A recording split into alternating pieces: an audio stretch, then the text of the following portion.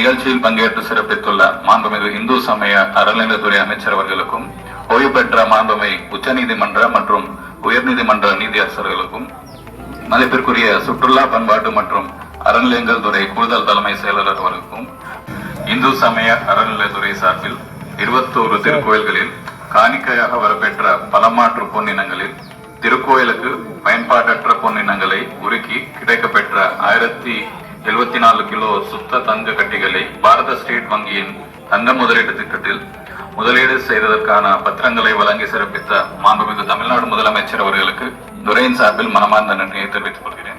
நூலக இயக்ககத்தின் 326 நூலக கட்டிடங்களுக்கான திறப்பு விழா.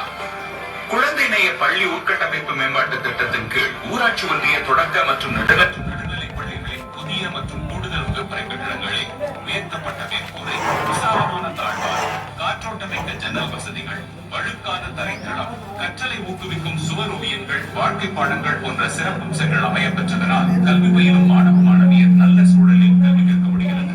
இதுவரை 3148 குழந்தை நேய வகுப்பறை கட்டிடங்களை மாண்புமிகு தமிழ்நாடு முதலமைச்சர் அவர்கள் திறந்து வைத்துள்ளார்.